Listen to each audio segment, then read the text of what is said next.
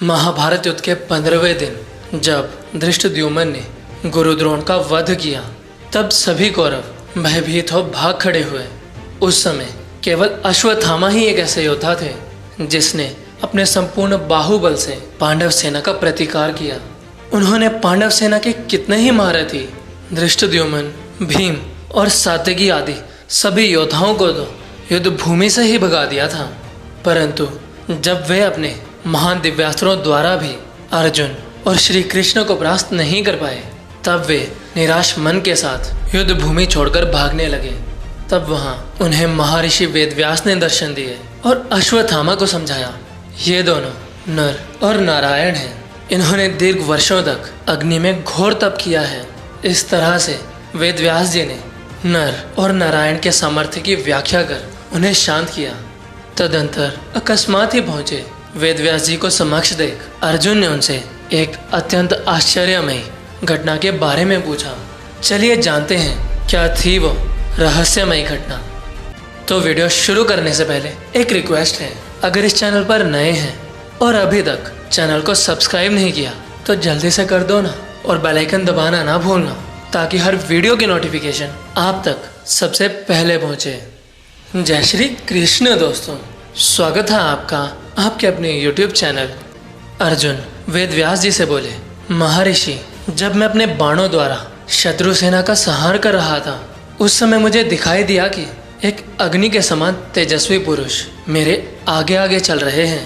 महामुनि वे जलता हुआ शूल हाथ में लेकर जिस ओर जाते उसी दिशा में मेरे शत्रु विदीर्ण हो जाते, जिसे देखकर ऐसा प्रतीत हुआ मानो मेरे रथ के आगे चलते हुए वही समस्त शत्रुओं को मार भगा रहे हैं। भले ही वहां लोगों को ऐसा प्रतीत हुआ होगा कि मैं शत्रुओं को मार रहा हूं, परंतु मुझे लगता है मेरे आगे चलते हुए वही शत्रुओं को संताप दे रहे थे, मानो शत्रुओं की सारी सेनाएं उनके द्वारा ही नष्ट की गई हूँ।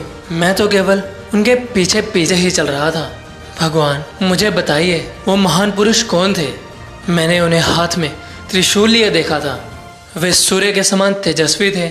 वे अपने पैरों से पृथ्वी का स्पर्श भी नहीं करते थे। त्रिशूल को अपने हाथों से अलग कभी नहीं छोड़ते थे।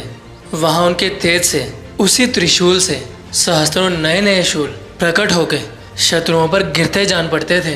तदंतर वेदव्यास जी बोले, जो प्रजापतियों में प्रथम तेज स्वरूप अंतर्यामी तथा सर्व सामर्थ्य हैं, भूवर लोक आदि समस्त भुवन जिनके स्वरूप हैं, जो दिव्य विग्रहधारी तथा संपूर्ण लोकों के शासक हैं, उन्हीं वरदायक भगवान शंकर का तुमने दर्शन किया है। वे संपूर्ण जगत के ईश्वर हैं। तुम उनकी ही शरण में जाओ। उनके 3 नेत्र और रुद्र उनकी संख्या है।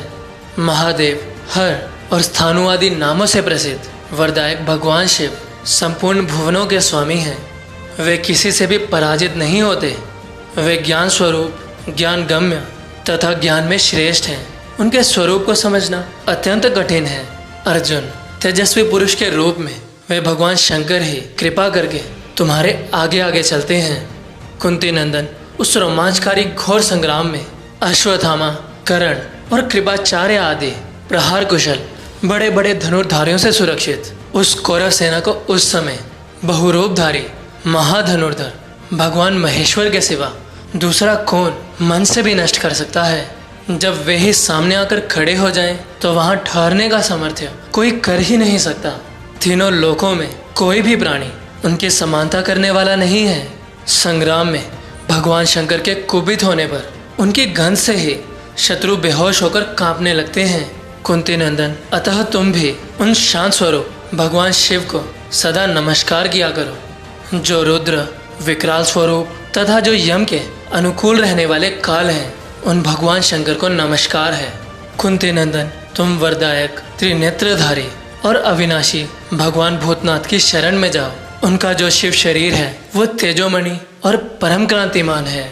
उनकी जो जगत मूर्ति है वो जगत के लिए ब्रह्मचर्य का पालन करती है।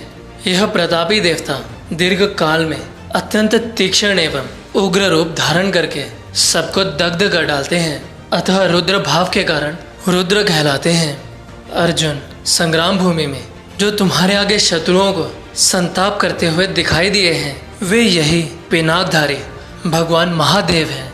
जब तुमने सिंधुराज के वध की प्रतिज्ञा की थी, उस समय स्वप्न में भगवान श्री कृष्ण ने तुम्हें गिरिराज के शिखर पर जिनका दर्शन करवाया था, ये वही भगवान महाशंकर तुम्हारे आगे आगे चल रहे हैं। उन्होंने ही तुम्हें वो दिव्यास्त्र प्रदान किए थे जिनके द्वारा तुमने देवताओं का संहार किया है। पार्थ, यह देवादिदेव भगवान शिव के शत्रुद्रीय स्त्रोत की व्याख्या की गई है। यह स्तोत्र वेदों के समान परम पवित्र तथा धन, यश और आयु की वृद्धि करने वाले हैं। जो सदा उद्यत रहकर शत्रुद्रीय को पढ़ता है, वे उन त्रिलोचन से प्रसन्न होने पर समस्त उत्तम कामनाओं को प्राप्त कर लेता है। कुंती नंदन, जाओ युद्ध करो, तुम्हारी पराजय नहीं हो सकती, क्योंकि तुम्हारे मंत्री, रक्षक और पार्श्ववर्ती साक्षात भगवान श्री कृष्ण हैं। इस वृतांत से हमें ये पता चलता है कि भगवान शिव ही महान संहारक है। कौरव सेना हो या पांडव सेना, दोनों का संहार करने वाले महादेव ही थे। अर्थात वे महादेव ही थे जो सबका संहार कर पृथ्वी का भार कम कर रहे थे। परंतु कुछ लोग इस वृतांत से गलत निष्कर्ष निकाल लेते हैं। वे ये समझते हैं कि महादेव केवल अर्जुन के ही बाणों पर बैठे थे, और क्योंकि महादेव के समक्ष कौन टिक सकता है, इसीलिए ही अर्जुन, कर्ण, अश्वत्थामादि योद्धाओं पर भारी पड़ रहे थे। परंतु महाभारत में वर्णित इस वृतांत के अनुसार देखा जाए तो वेद व्यास के अनुसार जो अर्जुन ने देखा वो परम सत्य है, इसमें कोई दो राय नहीं। किंतु वहाँ महादेव दोनों पक्षों के योद्धाओं का संहार कर रहे थे, और अंतर केवल इतना था कि सिर्फ अर्जुन ही महादेव को अपने बाणों में साक्षात देख पा रहे थे। इसे उनका सौभाग्य कहा जाए या स्वयं भगवान शिव से मिला आशीर्वाद, ईश्वर के प्रति समर्पण या सदैव धर्म के प्रति उनकी निष्ठा कहा जाए, क्योंकि हमें तो ऐसा कोई उल्लेख नहीं मिलता जिसमें ऐसा वर्णन हो कि अर्जुन के अतिरिक्त ये योद्धा भी महादेव को देख पा रहा था।